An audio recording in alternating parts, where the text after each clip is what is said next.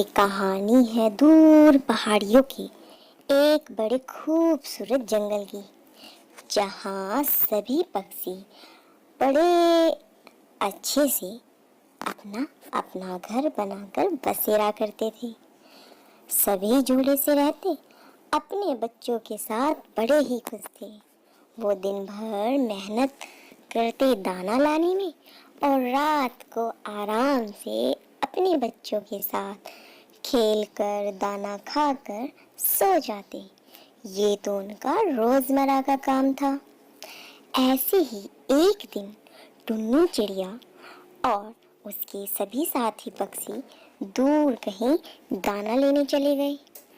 वहीं पर उनके बच्चे कालू के घर के सामने खेलने लगे। वो बड़े ही चहक चहक कर खेल रहे थे और चेंचू कर रहे थे, किंतु गोरी बड़ी बेकार थी। उसे किसी के बच्चों का हंसना खेलना बिल्कुल पसंद नहीं था, क्योंकि उनके यहाँ कोई भी संतान नहीं थी। इसीलिए वो दूसरे पक्षियों के बच्चों से बड़ी जलती थी। गोरी कालू से कहती है, देखो कालू जी, अगर इन बच्चों को यहाँ से आपने नहीं हटाया ना, तो आज शाम को भोजन नहीं बनाऊंगी और ना ही तुमको दूंगी। मुझे ये बच्चे बोलते हुए बिल्कुल पसंद नहीं है। जाओ, इन्हें मेरे घर के सामने से दूर भगाओ। कालू बोलता है, अरे भाग्यवान, बच्चे ही तो हैं, खेलने दो। तब गोरी कहती है, तुम चुप करो और जाकर इन्हें यहाँ से भगाओ।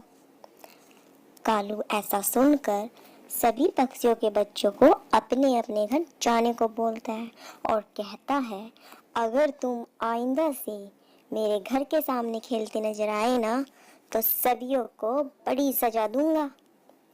बच्चे छोटे थे, डर गए, इसीलिए वो वहां से अपने अपने घर को चले गए।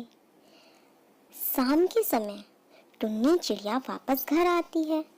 अपने बच्चों को दाना परोस रही थी, तभी टुन्नी के बच्चे उसको बोलते हैं, पता है आज मम्मा क्या हुआ?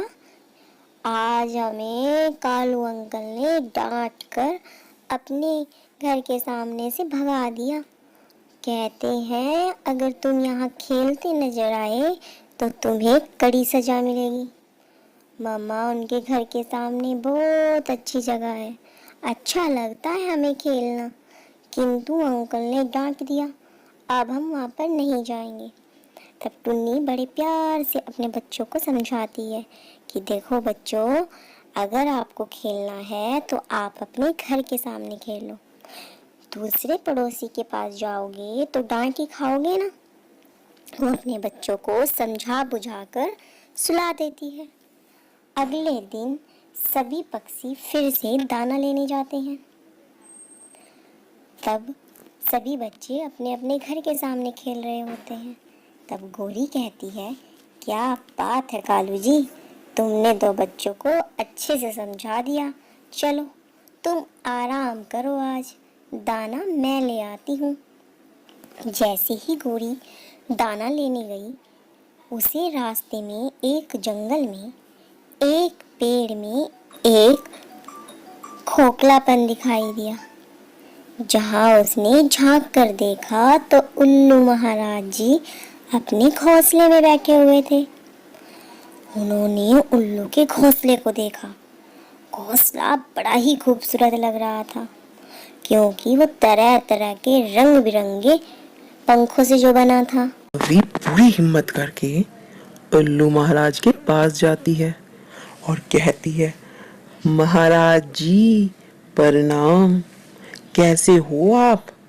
अरे गौरी कवि, बताओ कैसे आना हुआ? अरे वो मेरी नजर आपके घोंसले पे जो पड़ी, बड़ा ही खूबसूरत है, ये पंख आप कहाँ से लाए हो?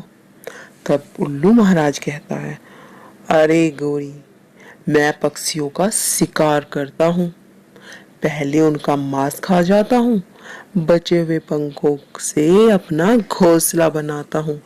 घोंसला सुंदर के साथ साथ गर्म भी रहता है, तुम्हें पता है मेरा घोंसला कितना नरम है? तब गोरी कहती है, हाँ महाराज जी, वो तो है। अगर मैं ऐसा ही घोंसला बनाऊं तो मुझे क्या पंख दोगे? हट गोरी, कैसी बात करती हो? मैं जो शिकार करता हूँ पहले उसे खाता हूँ और फिर उसके पंखों से अपना घोंसला सजाता हूँ। अगर तुम्हें भी बनाना है तो तुम्हें भी छोटे छोटे पक्षियों के पंखों को इकट्ठा करना होगा। जाओ यहाँ से, मेरा दिमाग मत खराब करो। घोड़ी आकर सारी बातें कालू को बताती है। कहती है, उल्लू महाराज जी का जो घोंसला है ना, बड़ा ही खूबसूरत है। ऐसा तो मैंने आज तक नहीं देखा। मुझे भी ऐसा ही घोंसला बनाना है। तब कालू कहता है, अरे हाँ गोरी, मैंने तो आज तक सुना भी नहीं। तुम अगर कहती हो तो चलो तुम मुझे भी दिखाओ। अरे दिखाने की क्या बात है कालू, मैं भी ऐसा ही घोंसला बना सकती हूँ, किंतु उसके लिए तुम्हें मेरे लिए पंख लाने होंगे। अरे मेरे दिमाग में एक युक्ति आई है कालू, क्या क्यों ना तुम पक्षियों के छोटे बच्चों को लाओ। हम पहले उन्हें मारेंगे और फिर उनके पंखों से अपना घर सजा लेंगे। हमारा क्या, ढूंढते रहे अपने बच्चों को।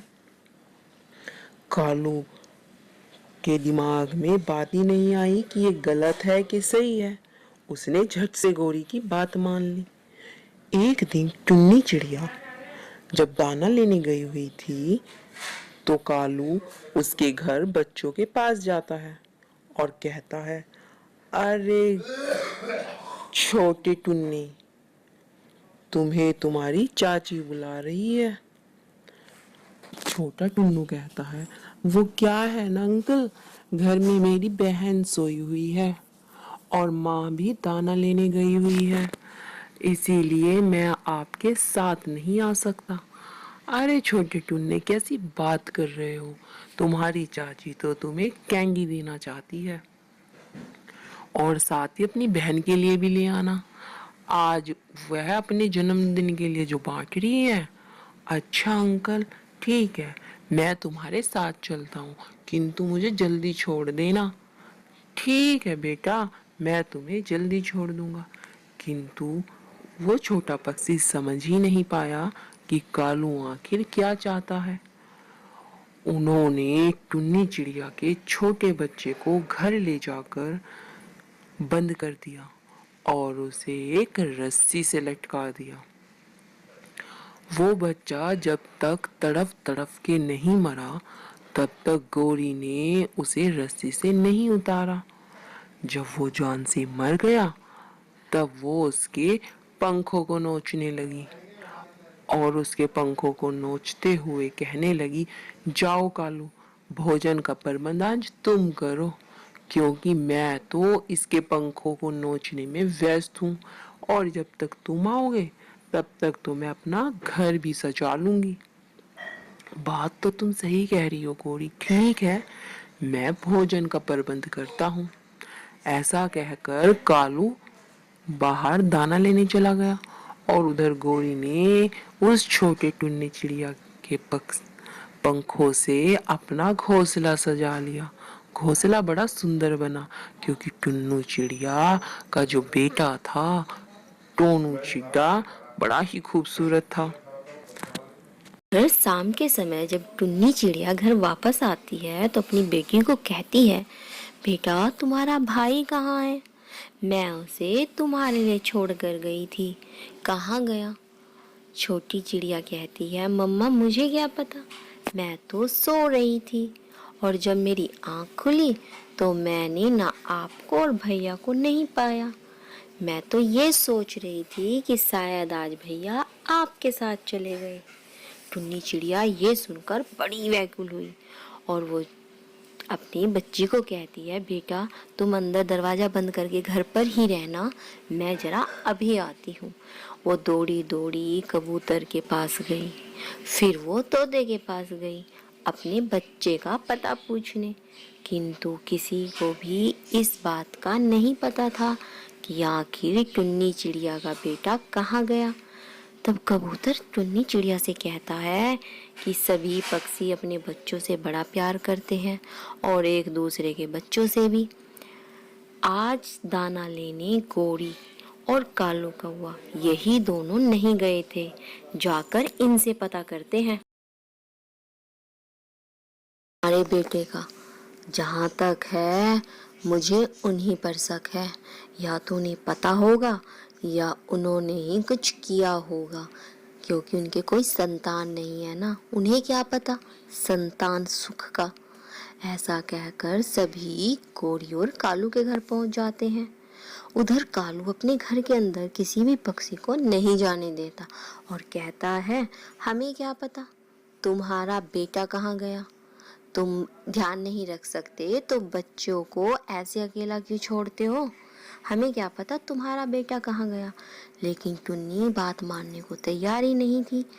वो कालू से छिपकर उसके अंदर घर चली जाती है, जाकर जोर जोर से चिल्लाने और रोने लगती है। कहती है, मेरे बच्चे को मार दिया मेरे बच्चे को। गोरी और कालू ने मेरे बच्चे को मार कर अपना घोंसला सजाया हुआ है, देखो ना कबूतर